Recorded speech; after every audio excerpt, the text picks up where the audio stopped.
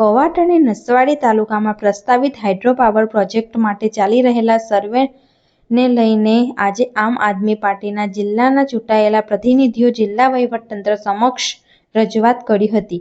પ્રતિનિધિઓએ આક્ષેપ કર્યો હતો કે ગ્રામસભાની મંજૂરી વિના કંપનીના પ્રતિનિધિઓ ગામોમાં પ્રવેશ સર્વે કામગીરી કરી રહ્યા છે, જે ગેરબંધારણીય છે. તેમણે માંગ કરી હતી કે ગ્રામસભાની પરવાનગી વગર કોઈપણ કંપનીના ગામોમાં પ્રવેશ કરવાની મંજૂરી આપવામાં ન આવે અને અત્યાર સુધી કરવામાં આવેલા સર્વે અંગે તપાસ કરીને જવાબદાર કંપની સામે તાત્કાલિક કાર્યવાહી કરવામાં આવે.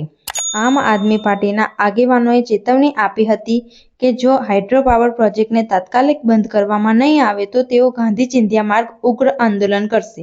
રજૂઆત દરમિયાન જિલ્લા પંચાયતમાં સભ્ય સહિત પાર્ટીના આગેવાનો રાજેશ રાઠવા, પરેશ રાઠવા અને અન્ય કાર્યકરો હાજર રહ્યા હતા.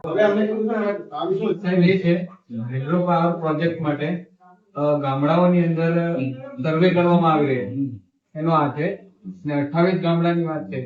એટલે આ તાત્કાલિક ધોરણે આનો શું જવાબ છે, આ કઈ પ્રક્રિયાની હકીકત શું છે એ અમને જણાવવામાં આવે.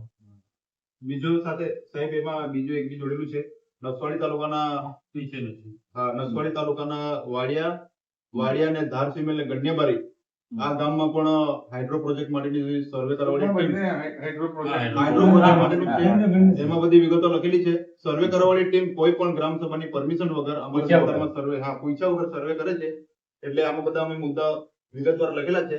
એટલે અમારી માંગણી ને લાગણી એવી છે સાહેબ કે ગ્રામ પંચાયતને પાવર આટલો બધો મળેલો છે છતાં પણ આ સર્વે કરાવવાની ટીમ આટલા બધા બંદર રાઇટો મળેલા છે, 5 મહિના સુધી વિસ્તાર લાગે છે, પૈસા એક લાગે છે, બધું આટલા બધા આદિવાસી હક અધિકારો મળેલા છે. સર્વે કરવાની ટીમ કોઈ પણ જાતની ગ્રામ સભાને પરમિશન વગર ઘૂસી જાય છે એના માટેનું છે સાહેબ. અને અમે લોકો એક દિવસે એ લોકો આવ્યા હતા કે આખી ટીમ સાથે, ત્યારે એમને કીધું હતું કે ગ્રામ સભાની પરમિશન વગર ફરી ના આવતા. ત્યારે છે ને એ લોકો 6 તારીખે અમે 3જી તારીખે એમને રોક્યા હતા, તો 6 તારીખે ડ્રોન ફરતો તમારા ગામમાં અને આવી રીતના છે ને માર્કિંગ કરીને ગયા છે. આ પ્રૂફ છે, આ માર્કિંગ કરીને ગયા છે આ લોકો ડુંગરો પર.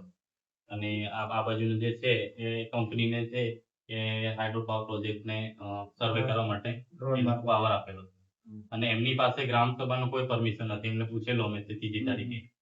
એટલે વહીવટીતંત્રને અમે કહીએ છીએ કે આ થોડું ઘણું તમે ધ્યાન રાખો. બાકી હિંસા પણ થઈ શકે છે કેમ કે જંગલ જમીન અને આદિવાસીઓને બહુ હેરાન કરતા છે લોકો, એટલે કંપની વાળા. એટલે તમે થોડું ધ્યાન દોરો એવી આશા છે. વહીવટીતંત્ર તો એવું કહે છે કે આવો કોઈ પ્રોજેક્ટ નથી, તો આ લોકો